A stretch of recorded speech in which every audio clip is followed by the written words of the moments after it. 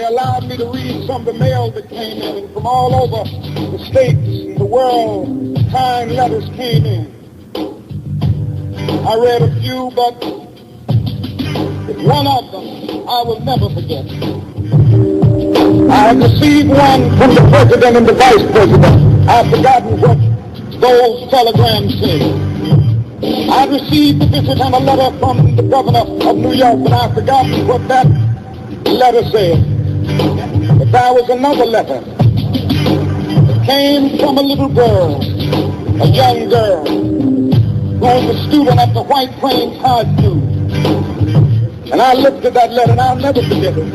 It said simply, "Dear Dr. King,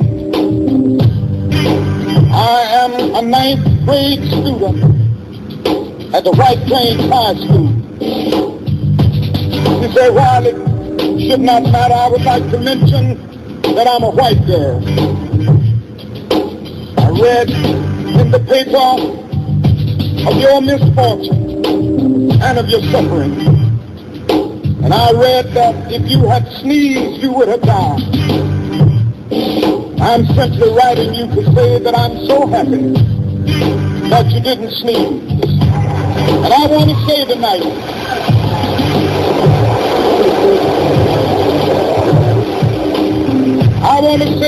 that I too am happy that I didn't sneeze, because if I had sneezed, I wouldn't have been around here in 1960. When students all over the South started sitting in at lunchtime, I knew that as they were sitting in, they were really standing up for the best in the American dream, taking the whole nation back to those great wells of democracy, which were dug deep by the founding fathers in the Declaration of Independence and the Constitution. If I had sneezed, I wouldn't have been around here in 1961. We decided to take a ride for freedom, ended segregation in interstate travel. If I had sneezed, I wouldn't have been around here in 1962. Negroes in Albany, Georgia, decided to straighten their backs up. And whenever men and women straighten their backs up, they are going somewhere, because a man can't ride your back unless it is bent. If I had sneezed,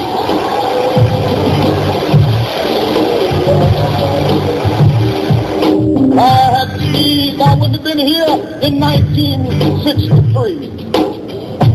Black people of Birmingham, Alabama, roused the conscience of this nation, brought into being the Civil Rights Bill. If I had sneezed, I wouldn't have had a chance later that year in August to try to tell America about a dream that I had had. If I had sneezed, I wouldn't have been down in Selma, Alabama, and see the bread movement there. If I had sneezed, I wouldn't have been in Memphis to see a community rally around those brothers and sisters who are suffering. I'm so happy that I didn't sneeze. They were telling me. Now it doesn't matter now. It really doesn't matter what happens now. I left Atlanta this morning, and as we got started on the plane, there were 6 of us. The pilot said over the public address system, "We're sorry for the delay, but we have Dr. Martin Luther King on the plane, and to be sure that all of the bags were checked, and to be sure that nothing would be wrong on the plane, we had to check out everything carefully, and we've had the plane protected and guarded all night." And then I got into Memphis,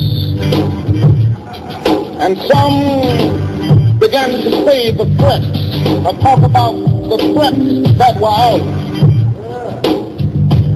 What would happen to me from some of our sick white brothers? Well, I don't know what will happen now. We've got some difficult days ahead. But it really doesn't matter with me now, because I've been to the mountaintop. I don't mind. Like anybody, I would like to live a long life. Longevity has its place.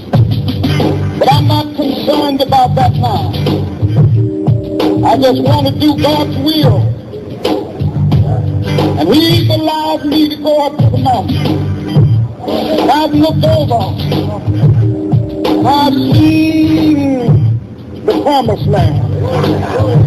I may not get there with you, but I want you to know tonight that we as a people will get to the promised land.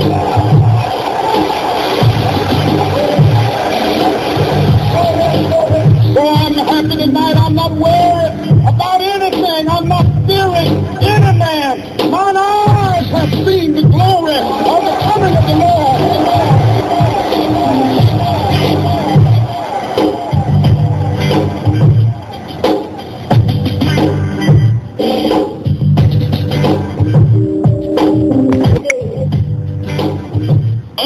I have a dream this afternoon. I have a dream this afternoon that the brotherhood of man will become a reality in this day. I'll never forget that my journey began on the streets of Chicago, doing what so many of you have done for this campaign and all the campaigns here in Iowa, organizing and working and fighting to make people's lives just a little bit better.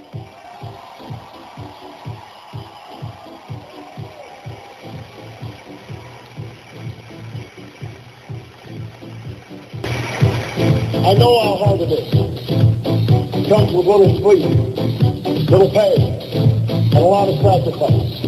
There are days of disappointment. But sometimes there are nights like this. A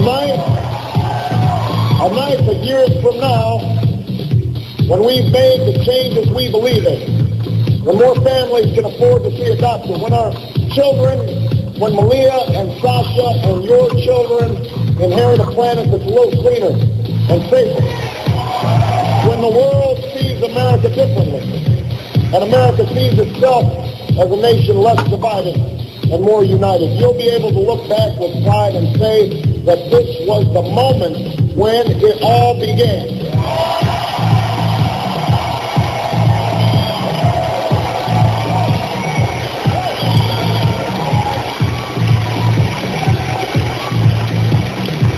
This was the moment when the improbable, being what Washington always said, was inevitable. This was the moment when we tore down barriers that have divided us for too long. When we rallied people of all parties and ages to a common cause. When we finally gave Americans who've never... The Negro still is not free. 100 years later, the life of the Negro is still sadly crippled by the manacles of segregation and the chains of discrimination. 100 years later, the Negro lives on a lonely island of poverty in the midst of a vast ocean of material prosperity. 100 years later, the Negro is still languished in the corners of American society, finds himself in exile in his own land. In a sense, we've come to our nation's capital to cash a check. When the architects of our republic wrote the magnificent words of the Constitution and the Declaration of Independence, they were signing a promissory note. This note was a promise that all men, yes, black men as well as white men, would be guaranteed the unalienable rights of life, liberty, and the pursuit of happiness. So we've come to cash this check, a check that will give us upon demand the riches of freedom and the security of justice. I still have a dream. It is a dream deeply rooted in the American dream. I have a dream.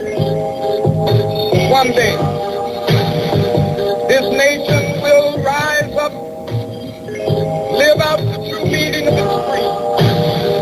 We hold these truths to be self-evident that all men are created equal.